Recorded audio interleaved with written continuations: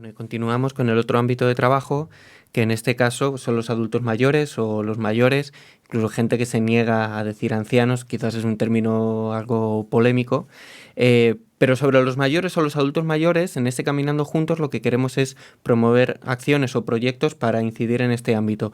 Mi pregunta, Jonathan, es, bueno, sencilla, ¿cuál es la realidad que vive este colectivo?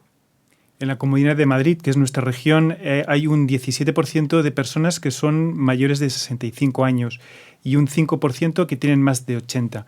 Es una realidad que nos tiene que hacer pensar, sobre todo después de la crisis y los efectos demoledores que ha tenido sobre los colectivos más frágiles de nuestra sociedad, y uno de ellos son las personas mayores. Podríamos hablar de los principales problemas de este colectivo. Uno sería el de las pensiones.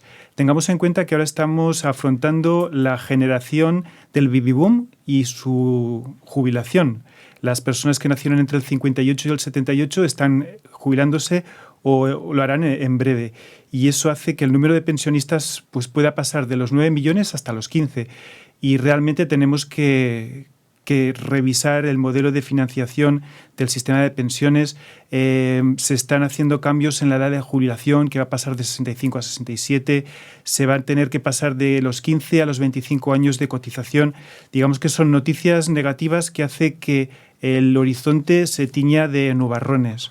Otro problema que está pasando este colectivo es la pobreza y la crisis económica. Y es que muchos mayores han dejado de recibir el apoyo económico de sus familiares, algo que les permitía llevar a cabo sus actividades diarias y asumir ciertos gastos. Y el drama se ha agudizado cuando ha sido el mayor que con su pensión ha tenido que dar dinero a sus propios hijos e incluso a sus nietos. Un elemento más de dificultad es la soledad. La esperanza de vida cada vez es más alta en nuestras sociedades modernas. Esto es una buena noticia, pero por otro lado hace que la red de personas dispuestas y disponibles a ayudar, a ofrecer cuidados y a atender a sus necesidades, en muchos casos se ve muy reducida, por lo que la soledad es una de las peores enfermedades que existe. ¿Y por qué no? Debemos hablar y debemos hacerlo con claridad, el maltrato. Las personas de la tercera edad pueden recibir violencia física, maltrato emocional, incluso maltrato sexual, explotación financiera. Hemos visto cómo los bancos se han apoderado de estas personas, de algunas de ellas, y han hecho lo que han querido con su situación financiera. La ley de dependencia en nuestro país no se ha puesto en marcha de la forma adecuada, no ha salido con la financiación suficiente, no está siendo atendida porque la crisis económica ha llevado al traste con un montón de proyectos y de buenas ideas. La desprotección jurídica.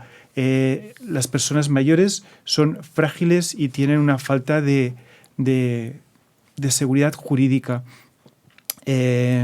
Por eso, cuando trabajamos con ellos, les animamos a que no firmen nada que no entiendan o que, como alternativa, no firmen nada sin presencia de alguien de su confianza que vele por sus intereses.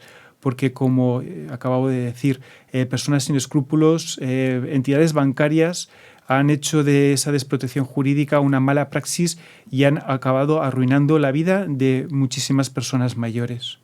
La inseguridad también es un fenómeno que pesa y que duele, porque muchos de ellos, cuando llega la noche, se sienten inseguros, sobre todo aquellos que viven solos.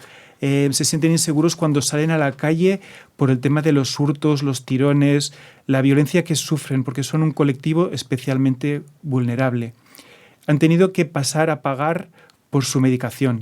El copago farmacéutico ha hecho que, en algunos casos, hayan tenido que renunciar a medicación prescrita porque no llegaban a fin de mes, porque no podían hacer frente a ese gasto. Y, por último, hablar de la marginación tecnológica que sufren. Hoy en día es habitual ver a una persona mayor con un teléfono inteligente en la mano, con correo electrónico, incluso con cuentas en redes sociales. Pero no es menos cierto que hay muchas personas que les está costando amoldarse a estos cambios tecnológicos y quedan excluidos. Bueno, y creo que la segunda pregunta es igual de pertinente y es ¿por qué, sabiendo cuál es la realidad que vive este colectivo, por qué se considera hoy en día para muchos expertos un colectivo vulnerable?